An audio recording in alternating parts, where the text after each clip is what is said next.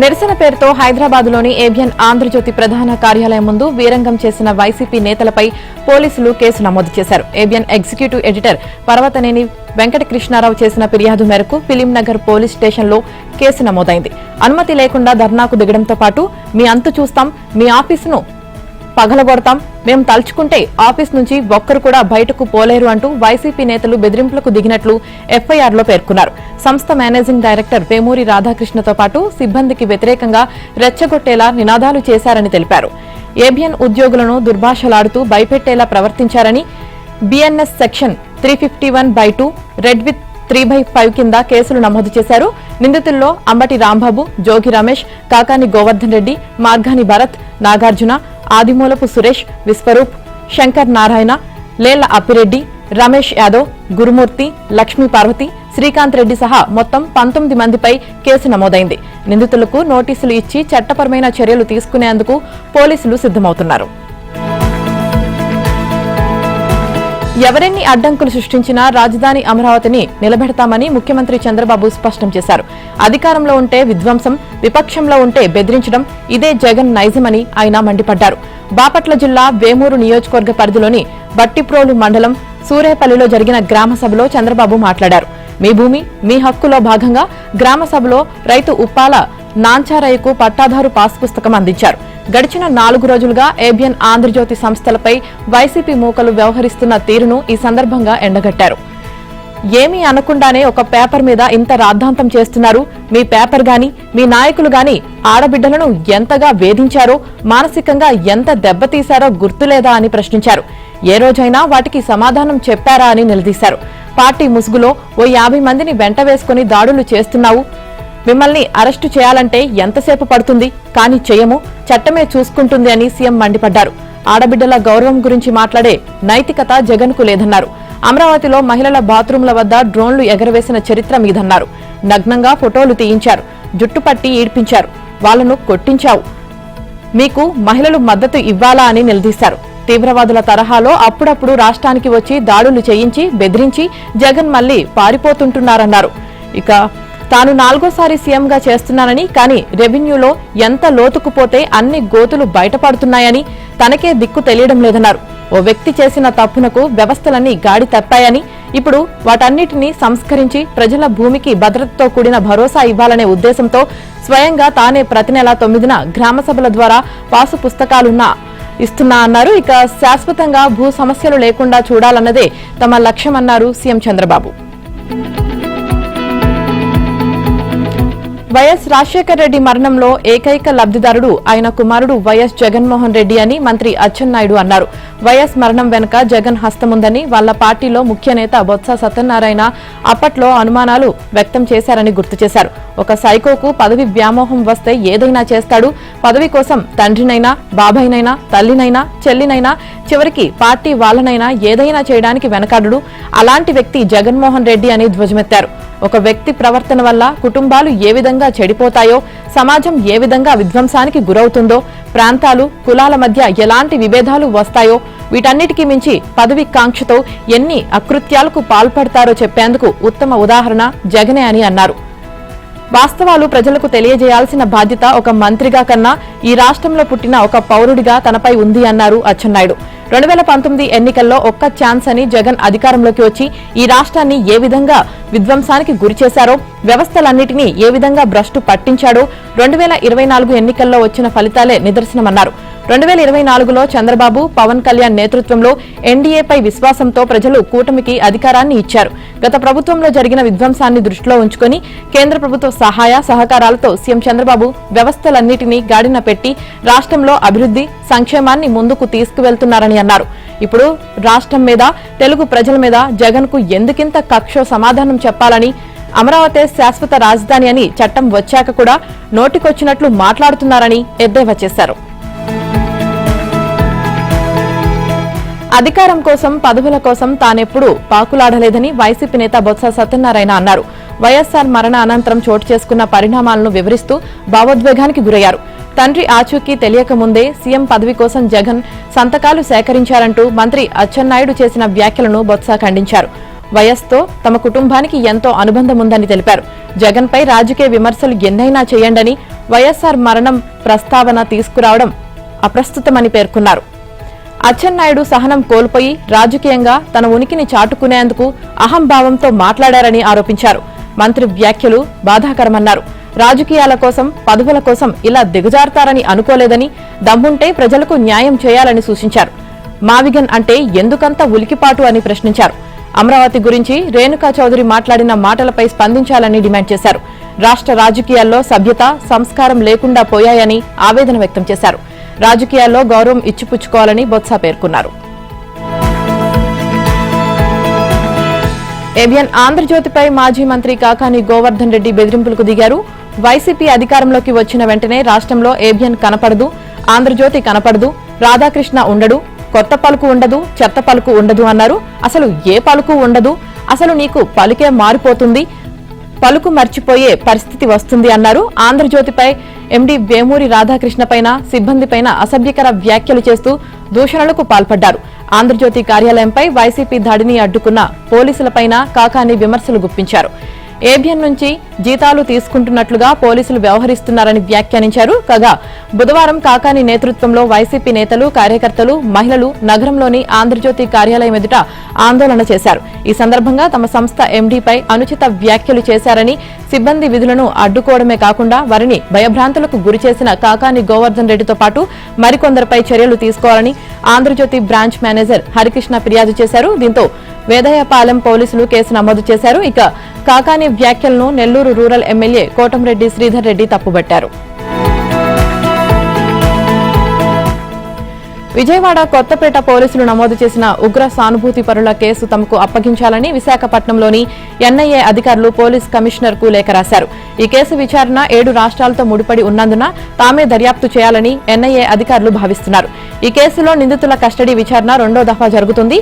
రాజమహేంద్రవరం కేంద్ర కారాగారం నుంచి నిందితులు అజ్మతుల్లా ఖాన్, లక్కీ అహ్మద్, మీర్ ఆసిఫ్ అలీ, జీషాన్, షారుఖ్ ఖాన్, షేక్ ఫయాజ్ ఉర్ రెహమాన్ ను విజయవాడ కొత్తపేట పోలీసులు కస్టడీకి తీసుకున్నారు.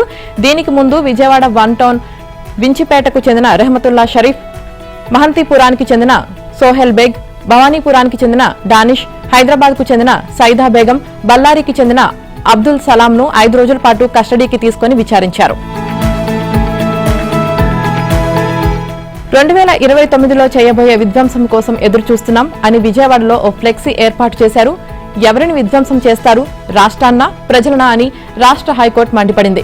రప్పా రప్పా నరుకుతాం, విధ్వంసం సృష్టిస్తాం, గంగమ్మ జాతరే అంటూ కొన్ని నెలలుగా వైసీపీ శ్రేణులు రాష్ట్ర వ్యాప్తంగా ఫ్లెక్సీలు ప్రదర్శిస్తున్న సంగతి తెలిసిందే.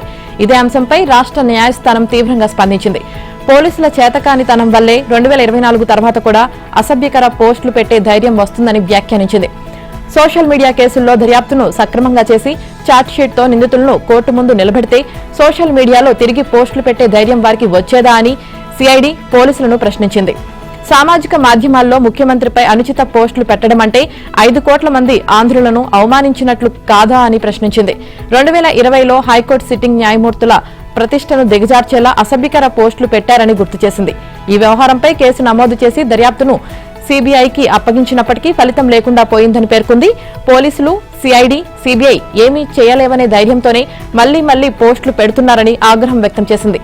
సిట్టింగ్ జడ్జీలపై అనుచిత పోస్టులు పెట్టినప్పుడే సీరియస్ గా తీసుకుని ఉంటే ప్రస్తుత పరిస్థితి వచ్చేది కాదని వ్యాఖ్యానించింది. తనపై జారీ చేసిన ఎల్ఓసీని రద్దు చేయాలని కోరుతూ వైసీపీ సోషల్ మీడియా మాజీ ఇన్ఛార్జ్ సజ్జల భార్గవ్ రెడ్డి దాఖలు చేసిన పిటిషన్పై విచారణ సందర్భంగా హైకోర్టు ఈ వ్యాఖ్యలు చేసింది. ఇరువైపులా వాదనలు ముగియడంతో తీర్పును రిజర్వ్ చేస్తున్నట్లు ప్రకటించింది. హైకోర్టు న్యాయమూర్తి జస్టిస్ దేవానంద్ ఈ మేరకు ఉత్తర్వులు ఇచ్చారు. సోషల్ మీడియాలో అనుచిత పోస్టుల వ్యవహారంలో ఇమిగ్రేషన్ అధికారులు తనపై జారీ చేసిన ఎల్ఓసీని రద్దు చేయాలని కోరుతూ సజ్జల భార్గవ్ రెడ్డి హైకోర్టులో పిటిషన్ దాఖలు చేశారు. ఈ వ్యాజ్యం విచారణకు రాగా సిఐడి తరపున పబ్లిక్ ప్రాసిక్యూటర్ లక్ష్మీనారాయణ వాదనలు వినిపించారు. ఆదాయానికి మించి ఆస్తులు కలిగి ఉన్న కేసులో కటకటాలు లెక్కిస్తున్న దేవాదాయ శాఖ అసిస్టెంట్ కమిషనర్ శాంతి అవినీతిలో పలు కోణాలు ఉన్నాయి. పనిచేసిన ప్రతి చోట ఆమె పక్కా వ్యూహంతో దండుకున్నారు. విశాఖలో ఏసీగా ఉద్యోగ జీవితం ప్రారంభించిన ఆమె ఆలయాల్లో అర్చకులను భయపెట్టి దారికి తెచ్చుకున్నారు. విశాఖలో కలెక్టరేట్ సమీపాన బెల్లం వినాయకుడి గుడిలో ప్రతి బుధవారం భక్తులు బెల్లం సమర్పిస్తారు. వాటి విక్రయాల ద్వారా అర్చకుడికి బాగా ఆదాయం వస్తుందని తొలి టార్గెట్ ఆయనకే పెట్టారు. ఆ అర్చకుడు వాడుతున్న లాంటి స్కూటీనే తనకు బహుమతిగా ఇవ్వాలని డిమాండ్ చేశారు. కొద్ది రోజులకే ఆమె కొత్త స్కూటీపై తిరగడం ప్రారంభించారు. అదేవిధంగా ఆదాయం అధికంగా ఉండే విశాఖలో సంపత్ వినాయకుడి ఆలయం ట్రస్టు నిర్వహణలో ఉంది. దేవాదాయ శాఖ నుంచి మినహాయింపు తెచ్చుకొని వారే నిర్వహించుకుంటున్నారు. ఆ విషయం గుర్తించి తన వెనుకున్న వైసీపీ నేత పవర్తో గుడి మినహాయింపును రద్దు చేయించారు. ఆ తర్వాత మళ్లీ మినహాయింపు ఇచ్చారు. ఈ వ్యవహారంలో భారీగానే ఆమె లాభపడ్డారనే ఆరోపణలు ఉన్నాయి. ఇక పరవాడ మండలం లంకెలపాలెంలో పరదేశమ్మ ఆలయానికి 10.13 ఎకరాల భూమి ఉంది. అందులోని ఎకరా భూమి లీజుకు తీసుకుని ఐస్ క్రీం ఎల్ఎల్పి అనే సంస్థ నడిపిస్తోంది. ఇక ఆ లీజు రద్దు చేయిస్తామని బెదిరించారు. డీల్ కుదిరాక 11 ఏళ్లకు దీర్ఘకాలిక లీజుకు ఇచ్చేశారు. ఈ లీజు వ్యవహారంలో భారీగా తన భార్యకు డబ్బులు ముట్టాయని శాంతి భర్త మదన్ మోహన్ స్వయంగా వెల్లడించారు. ఉమ్మడి విశాఖ జిల్లాకు అసిస్టెంట్ కమిషనర్ గా పనిచేసినప్పుడు లంబసింగిలో పర్యాటక ప్రాజెక్టు ఒకటి ఏర్పాటు చేయడానికి 3 ఎకరాలు కొనుగోలుకు ఒప్పందం చేసుకున్నారు.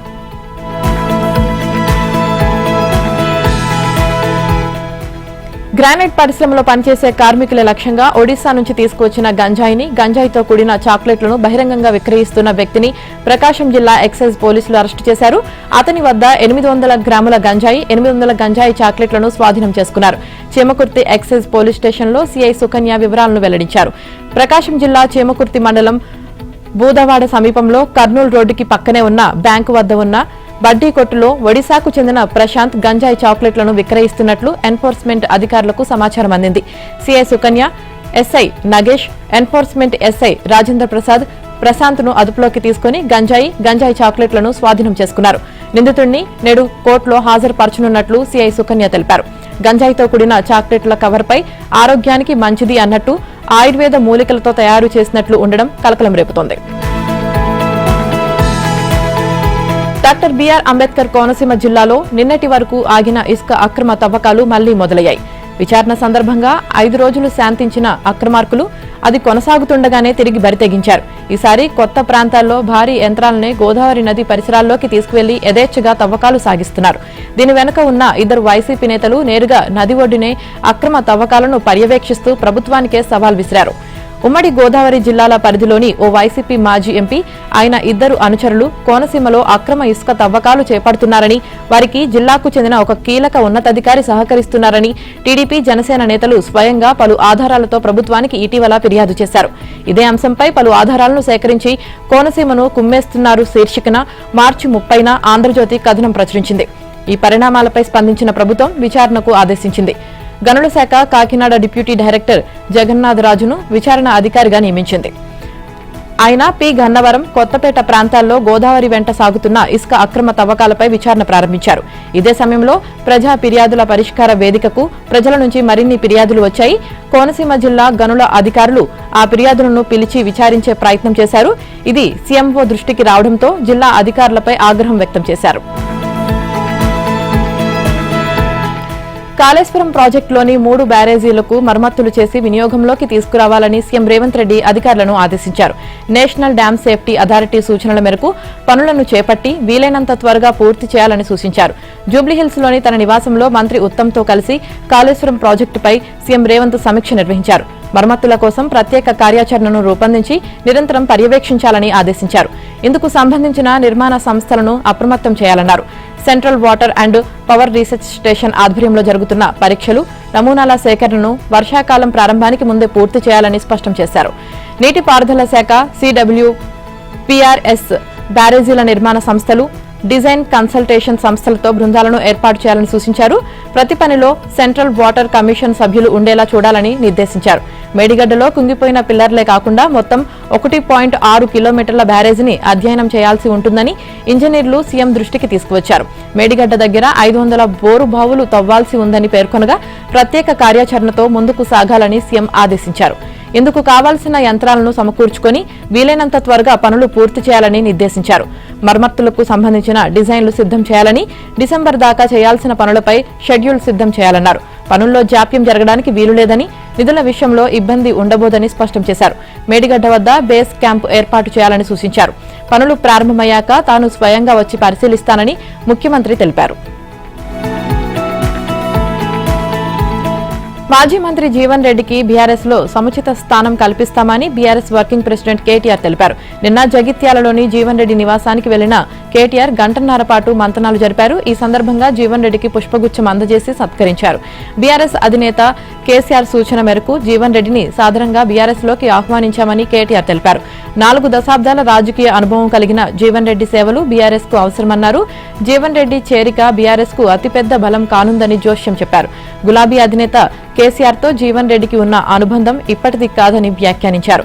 గతంలో జీవన్ రెడ్డి వినతి మేరకు రాయికల్ మండలంలో గోదావరిపై నిర్మించ తలపెట్టిన బోర్నపల్లి వంతెన కోసం 75 కోట్లు కేసీఆర్ మంజూరు చేశారని గుర్తు చేశారు. 2014 ఎన్నికలప్పుడే జీవన్ రెడ్డిని కేసీఆర్ ఆహ్వానించిన కాంగ్రెస్ లోనే ఉండిపోయారని పేర్కొన్నారు. అదే కాంగ్రెస్ లో ఇప్పుడు జీవన్ రెడ్డి లాంటి సీనియర్లను అవమానిస్తున్నారని ఆరోపించారు. సీఎం రేవంత్ రెడ్డి అధికార మత్తులో ఉన్నారని, ఆయన భాషపై జనాల్లో చర్చ జరుగుతుందన్నారు. రాష్ట్ర భవిష్యత్తు కోసం బీఆర్ఎస్ తో కలిసి పనిచేస్తానని జీవన్ రెడ్డి అన్నారు. రాష్ట్రంలో కాంగ్రెస్ ప్రభుత్వం ఇచ్చిన హామీలను అమలు చేయలేకపోతుందని విమర్శించారు. ఉద్యోగులు, నిరుద్యోగులను నిర్లక్ష్యం చేస్తుందని ఆరోపించారు. రేవంత్ పాలన చూసిన తర్వాత కేసీఆర్ పాలనే బాగుందని ప్రజలు భావిస్తున్నారన్నారు.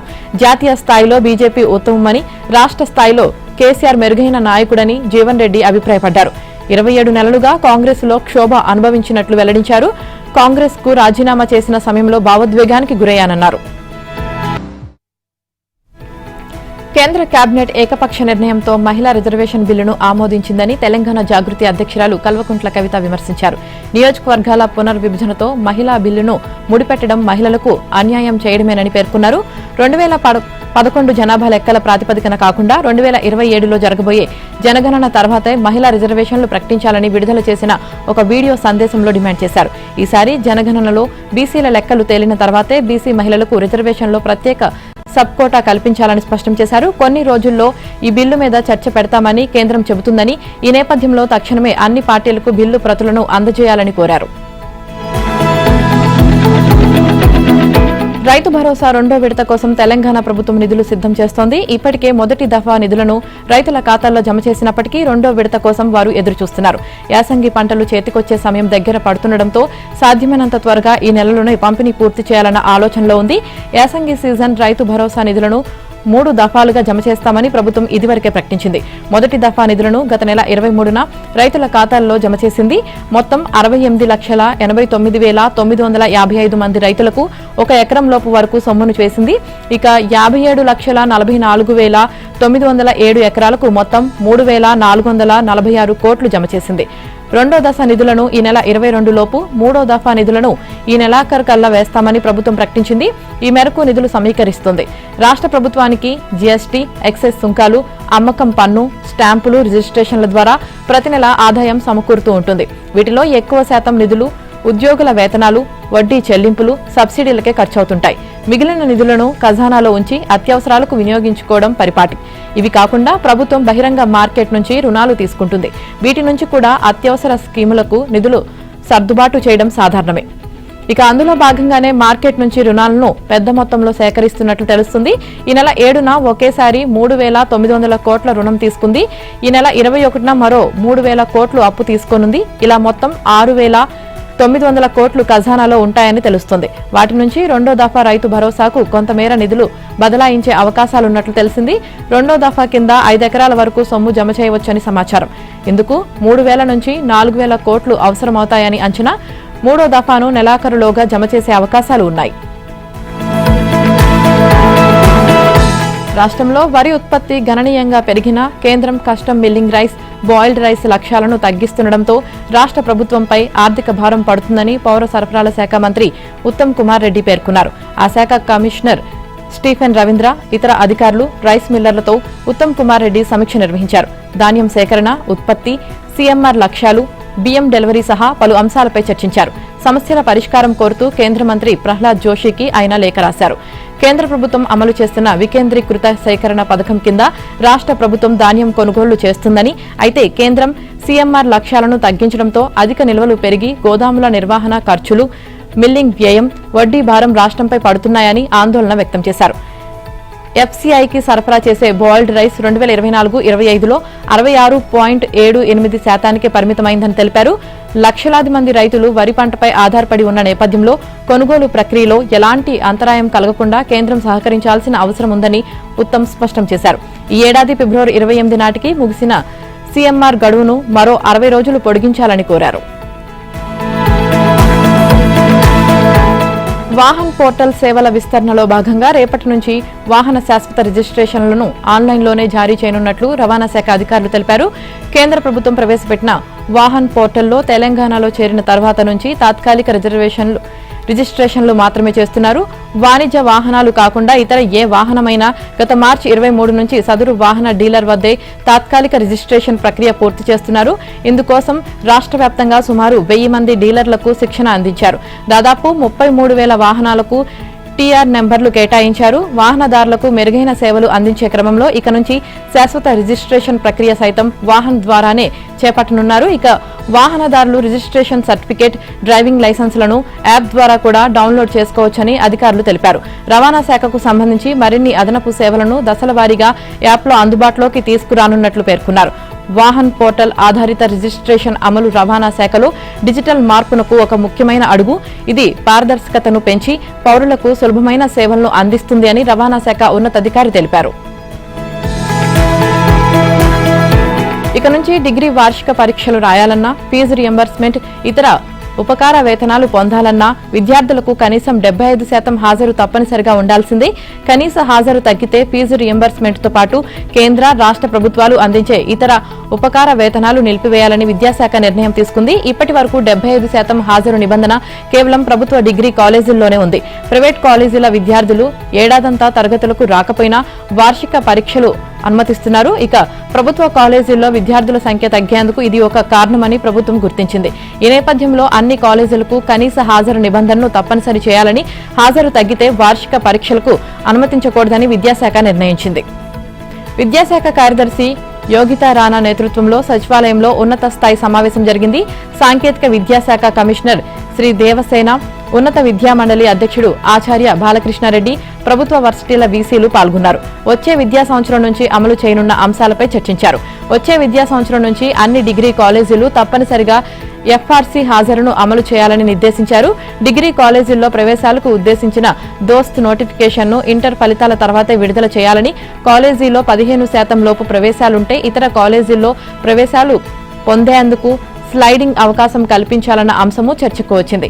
ఇప్పటి వరకు కొన్ని కాలేజీలు దోస్తీలో చేరకుండా సొంతంగా ప్రవేశాలు చేపడుతుండగా వాటిని రద్దు చేసి ప్రైవేటు విద్యా సంస్థలను దోస్తు పరిధిలోకి తేవాలని నిర్ణయించారు.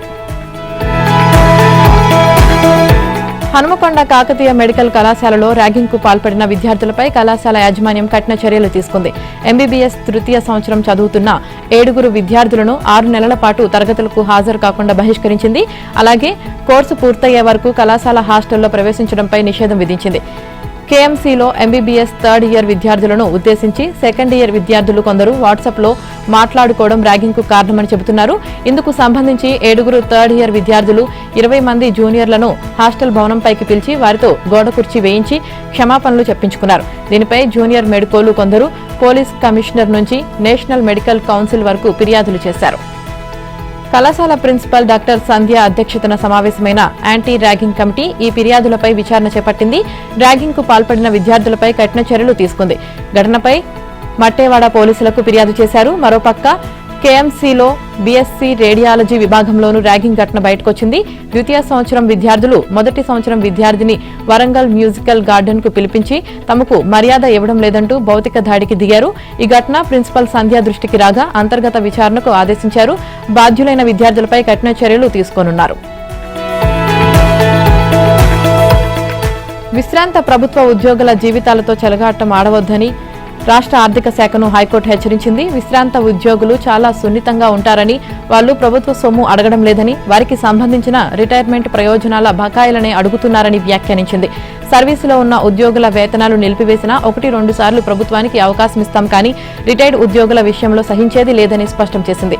రిటైర్మెంట్ బెనిఫిట్స్ చెల్లించాలని నాటి విచారణ జాబితాలో 754 పిటిషన్లు ఉన్నాయని, అందులో ఒక్కో పిటిషన్లో 1 నుంచి 10 మంది పిటిషనర్లుగా ఉండే అవకాశం ఉందని తెలిపింది. ఒక్కో పిటిషన్ వారీగా ఎవరెవరికి ఎంత బకాయిలు చెల్లించారో వివరిస్తూ అమలు నివేదికను సమర్పించాలని ప్రభుత్వానికి ఆదేశాలు జారీ చేసింది. విచారణను జూన్ 10కి వాయిదా వేస్తున్నామని, అప్పటి వరకు తమకు బకాయిలు రాలేదని ఏ ఒక్కరూ చెప్పకూడదని తెలిపింది. ఈ ఆదేశాలు అమలు కాకపోతే ఆర్థిక శాఖ ముఖ్య కార్యదర్శి సందీప్ కుమార్ సుల్తానియా తమ ఎదుట ప్రత్యక్షంగా హాజరై వివరణ ఇవ్వాల్సి ఉంటుందని స్పష్టం చేసింది. తమకు రావాల్సిన రిటైర్మెంట్ ప్రయోజనాలను ప్రభుత్వం చెల్లించడం లేదంటూ వివిధ శాఖల నుంచి రిటైర్ అయిన పోలీసులు, టీచర్లు, ఇంజనీర్లు, ఇతర ఉద్యోగులు హైకోర్టును ఆశ్రయించిన విషయం తెలిసిందే. వీటిపై గతంలో విచారణ చేపట్టిన జస్టిస్ నామవరపు రాజేశ్వరరావు ధర్మాసనం ఏప్రిల్ 9 నాటికి మొత్తం బకాయిలు చెల్లించాలని, లేకపోతే ఆర్థిక శాఖ ముఖ్య కార్యదర్శి ప్రత్యక్షంగా హాజరు కావాలని ఆదేశాలు జారీ చేసింది.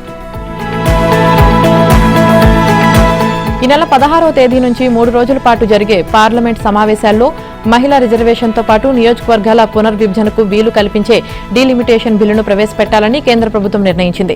ఈ మేరకు కేంద్ర కేబినెట్ రాజ్యాంగ సవరణ బిల్లుతో పాటు 3 ముసాయిదా బిల్లులను ఆమోదించింది. అసెంబ్లీలున్న కేంద్రపాలిత ప్రాంతాల్లోనూ మహిళలకు రిజర్వేషన్ కల్పించేందుకు ప్రత్యేక బిల్లును ప్రవేశపెడతారు. కాగా ఏప్రిల్ 16న లోక్సభ సమావేశమవుతుందని లోక్సభ సెక్రటేరియట్ ఆఫీసు మెమోరాండం జారీ చేసింది. ఈ సమావేశాల్లో కేవలం అత్యవసర ప్రభుత్వ నిర్ణయాలను మాత్రమే చర్చిస్తామని పేర్కొన్నారు. అయితే ఎన్ని రోజులు ఈ సమావేశాలు జరుగుతాయన్న దానిపై ఈ మెమోరాండంలో స్పష్టతను ఇవ్వకపోవడం గమనార్హం. సాధ్యమైనంత మేరకు 3 రోజుల్లోనే బిల్లులను ఆమోదించాలని ప్రభుత్వం కృతనిశ్చయంతో ఉందని, అవసరమైతే మరికొన్ని రోజుల పాటు సమావేశాల్ని పొడిగించవచ్చని అధికార వర్గాలు తెలిపాయి. చట్టసభల్లో మహిళలకు 3వ వంతు రిజర్వేషన్ కల్పించే బిల్లు ఆమోదానికి అన్ని వర్గాలు సహకరించాల్సిందిగా ప్రధాని నరేంద్ర మోదీ పిలుపునిచ్చారు. కాగా ఈ బిల్లుల ఆమోదం కోసం ఇప్పటికే దాదాపు అన్ని రాజకీయ పార్టీలతో ప్రభుత్వ వర్గాలు చర్చలు జరిపాయన్నారు. పుదుచ్చేరితో పాటు 4 రాష్ట్రాల ఎన్నికలు ముగిసేంత వరకు ఈ బిల్లులపై చర్చ వద్దని కాంగ్రెస్ అభ్యంతరం వ్యక్తం చేసినప్పటికీ ప్రభుత్వం పట్టించుకోకుండా ముందుకెళ్లడం గమనార్హం. ఆలయాలు, మఠాల్లోకి అందరికీ ప్రవేశం ఉండాలని కొన్ని వర్గాలకే అనుమతి ఇచ్చి మరికొన్ని వర్గాలను నిరాకరించడం వల్ల హిందూ మతంపై ప్రతికూల ప్రభావం పడుతుందని, సమాజంలో చీలికలు వస్తాయని సుప్రీంకోర్టు పేర్కొంది. శబరిమలతో పాటు దేశంలోని కొన్ని ఆలయాల్లో మహిళలకు ప్రవేశంపై ఉన్న ఆంక్షలకు సంబంధించి దాఖలైన పిటిషన్ల మీద 9 మంది సభ్యుల సుప్రీంకోర్టు రాజ్యాంగ ధర్మాసనం విచారణను నిన్న కొనసాగించింది. అయ్యప్ప సేవా సమాజం, నాయర్ సేవా సమాజం, క్షేత్ర సంరక్షణ సమితి తరపున సీనియర్ న్యాయవాది వైద్యనాథన్ వాదనలు వినిపిస్తూ కొన్ని వర్గాల కోసం ఉన్న ఆలయాలు ఆ వర్గాలకే అనుమతి ఇస్తాయని స్పష్టం చేశారు. ఏపీలో అక్కడక్కడ అకాల వర్షాలు కురుస్తున్నాయి. అకాల వర్షంతో పాటు పిడుగులు పడి ఒకరు మరణించగా మరొకరు తీవ్రంగా గాయపడ్డారు. 14 మేకలు, 1 గేదె కూడా మృత్యువాత పడ్డాయి. ఉపరితల ద్రోణి ప్రభావంతో రాష్ట్రంలోని కర్నూలు జిల్లాకు చెందిన సుమారు 50 మంది వ్యవసాయ కూలీలు మిర్చి కోతల నిమిత్తం ఇటీవల పల్నాడు జిల్లా సత్తెనపల్లి మండలం కట్టావారిపాలెనికి వెళ్లారు. వీరు పొలంలో మిర్చి కోస్తుండగా ఆ ప్రాంతంలో పిడుగు పడింది. దీంతో వ్యవసాయ కూలీ పాలే సురేష్ అక్కడికక్కడే మృతి చెందారు. మరో వ్యవసాయ కూలీ జగదీష్ కు గాయాలవడంతో సత్తెనపల్లి ఏరియా వైద్యశాలకు తరలించారు. ఇదే జిల్లా పెదకూరపాడు మండలం గారపాడులో పిడుగుపాటుకు 3 లక్షలు విలువ చేసే 14 మేకలు, ₹1,00,000కు పైగా విలువ చేసే 1 గేదె చనిపోయాయి. రాష్ట్రంలో ఎండ తీవ్రత పెరుగుతుంది. సుమారు 18 కేంద్రాల్లో గురువారం 40 డిగ్రీలకు పైగా ఉష్ణోగ్రతలు నమోదయ్యాయి. నంద్యాల జిల్లా దోర్నిపాడు, కొత్తపల్లిలో అత్యధికంగా 42.9 డిగ్రీల ఉష్ణోగ్రత నమోదైంది. కడప జిల్లా ముద్దునూరులో 42.7, ప్రకాశం జిల్లా బల్లికురవలో 42.6, నెల్లూరు జిల్లా గూడూరు, తిరుపతి జిల్లా వరదయ్యపాలెంలో 42.5, మధ్యాహ్నం కొన్ని చోట్ల వడగాల్పులు వీచాయి. ఐపీఎల్లో భాగంగా కోల్కతా నైట్ రైడర్స్ తో జరిగిన మ్యాచ్లో లక్నో సూపర్ జైంట్స్ 3 వికెట్ల తేడాతో విజయం సాధించింది. తొలుత బ్యాటింగ్ చేసిన కోల్కతా నిర్ణీత 20 ఓవర్లలో 4 వికెట్లు కోల్పోయి 181 స్కోర్ చేసింది. ఈ లక్ష్యాన్ని లక్నో సరిగ్గా 20 ఓవర్లలో 7 వికెట్లు కోల్పోయి ఛేదించింది. ఆయుష్ బధోని 54 రన్స్తో రాణించాడు. ఒక దశలో 128 పరుగులకే 7 వికెట్లు కోల్పోయి కష్టాల్లో పడిన లక్నోను ముకుల్ చౌదరి 54 పరుగుల ధనాధన్ ఇన్నింగ్స్ తో ఆడి గెలిపించాడు. ఇక కోల్కతా బౌలర్లలో వైభవ్, అనుకుల్ రాయ్ తలో 2, సునీల్, కార్తిక్ త్యాగి, గ్రీన్ తలో వికెట్ పడగొట్టారు. ఇప్పటి వరకు 4 మ్యాచ్లు ఆడిన కోల్కతాకు ఇది 3వ ఓటమి. పంజాబ్ తో ఆడాల్సిన మ్యాచ్ వర్షం కారణంగా రద్దవడంతో కేకేఆర్ కు ఓ పాయింట్ దక్కింది.